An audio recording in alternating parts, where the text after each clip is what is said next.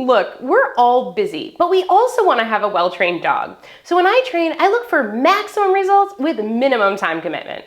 So this video is all about how to build your dog's engagement and strategies to make them love training with you with as little time expenditure on your part as possible. I'm going to outline exactly how I structure a training session for maximum results, as well as tips for working more mini training sessions into your day to get the training results you're looking for without having to spend hours a day on training.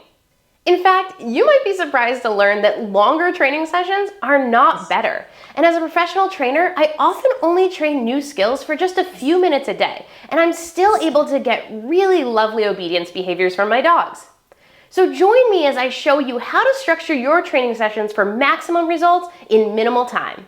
Hi, I'm Laura from Doggy U, and I'm a certified guide dog mobility instructor, service dog trainer, and trick trainer. And in today's video, I'm going to show you how to structure a training session and what to focus on to build enthusiasm for training from your dog while getting the training results you need. Setup and location. First, let's talk about picking a location. When doing something brand new, I like to use a familiar, relatively distraction-free environment. I like to add distractions quickly into my sessions, but these are distractions that I control, and not, say, my cat running through the room while I'm getting my young puppy to try to focus. Usually a room where you can close the door is best. If your dog is new to training or struggles with attention, be sure to pick up any toys or competing items on the floor. Add them back in as minor distractions as your dog gets more comfortable with their new skills. Prepare yourself. If you use a clicker, have one available in your treat pouch or in your training room. If you need any other props, get them ready as well. Have shelf-stable treats and a treat pouch available and ready to go so that you can just grab it and start. With young puppies or new dogs, I like to wear my treat pouch or training vest all the time so they never know when training might start, and I'm prepared to reward desirable behavior at any time. Choosing what to train. Once you've got your location decided, before you get ready to train, it's time to pick out the skills you're going to work on. It's important to know what you're working on prior to starting the training session, but always leave flexibility in case you want to riff off of something your dog does that you really like. I recommend picking 2 to 4 skills you're working on for each session. You can absolutely train more than one session in a day, but you want to limit the skills in each session to between 2 and 4 to make sure there's variety, but also that the session doesn't run too long. Train similar skills in separate sessions, for instance, the bang and the rollover trick, which I'll link up here. These behaviors are really similar, so at the beginning of training them, we want to separate them and not train them in the same session. Work new behaviors in the same session with behaviors your dog is more fluent in. This allows your dog to not get frustrated.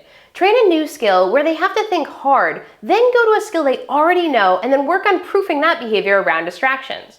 Then move on to another less familiar skill. Just like humans, it's nice to have easy wins to build confidence. If everything is always harder every time you train, it can be demotivating for some dogs. And on that note, remember that we want to split our criteria down into easy pieces the dog can get right. If the goal is to get the dog to, say, lay in a downstay with distractions, we don't start by bouncing their favorite ball in front of them at the park, but instead we start in the house by simply waving our arms around or picking a stapler up off a desk and putting it back down. Split behavior into tiny pieces that your dog can be successful at. Getting it right builds confidence in your dog. Don't be a lumper. If your dog is unsuccessful at your next level of difficulty twice in a row, you've progressed too quickly for them. Go back to their last successful rep and figure out how you can make the next level only just a fraction more difficult than it currently is.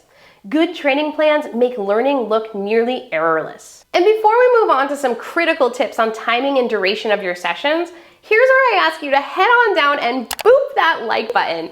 Doing so lets me know that you're getting value from my videos and want me to make more. And feel free to throw your video ideas down in the comments. Timing and duration. My general recommendation is that puppies and dogs that are new to training should train for just 1 to 3 minutes per training session. Adults that have built up a stronger motivation to train should train anywhere between 3 and 15 minutes, but always be on the lookout for signs that your dog is getting tired and end the session before they disengage. A little shorter is always better than a little too long.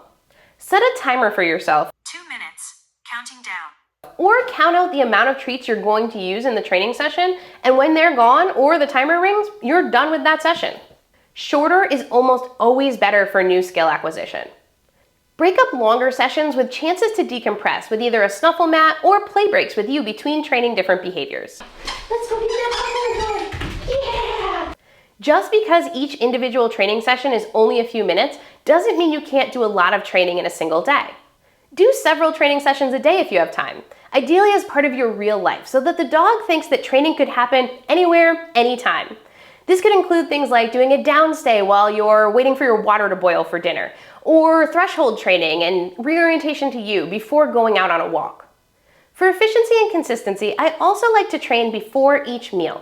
So I'm either using their whole meal for training or a portion of it and then having the rest of it go into an interactive toy. This reminds me to train even just for 90 seconds twice a day.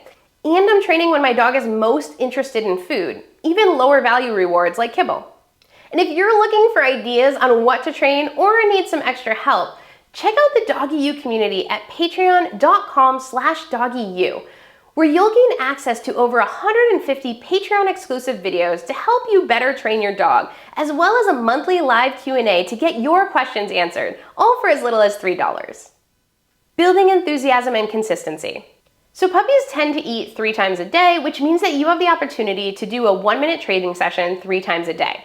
By the end of the week, you're gonna progress your behavior so much further than if you just did a 1.5-hour session on the weekend. Consistency is more important than length of time. You can absolutely overdo it. If your dog is walking away or becomes uninterested or sniffy before the session is over, make a note to train for 1 to 2 minutes less next time you work with your dog. You can build enthusiasm for training by leaving them wanting more. Training for just 30 seconds and then finishing the session will have your dog wishing you could do more training. That's the type of feelings surrounding training that we want to build. And do make sure to pick up that equipment if your dog isn't fluent in the skill that you're just introducing. So if you're shaping a front foot target to eventually work on your heeling, pick up the target after you're done with the skill so that the dog can't offer that behavior and then not be rewarded for it because you're not paying attention. Use a snuffle mat when transitioning between skills. Throw a cookie scatter into the mat to give yourself time to breathe, reset, reload cookies, and give your dog a break as well. Building in mental breaks for yourself and your dog helps both the teacher and the learner. How to end a session. Be conscious of the just one more rep problem. Be sure to count out your cookies or set a timer. When there's 20 seconds left, do 1 easy rep the dog can be rewarded for, pick up your equipment, and then end the session with a cookie scatter. And then give your dog a break. This can be giving them a chew in their crate, it could be playing a little game of tug, or it could be letting them outside to romp around. Once they've had sufficient time to rest, you can do another session later in the day. Or not. I really can't stress enough that even just 1 or 2 consistent training sessions a day will yield huge results over time. So make it short, make it fun, and leave them wanting more. And if you liked this video, you're likely wondering how to train some of these important behaviors. Don't worry, I've put my dog training playlist right here for you to check out. It's gonna give you videos on how to teach a down in 3 different ways. It's gonna give you tips on loose leash walking, as well as how to teach a better stay. So you definitely wanna click on that right now. You all have an awesome day and happy training.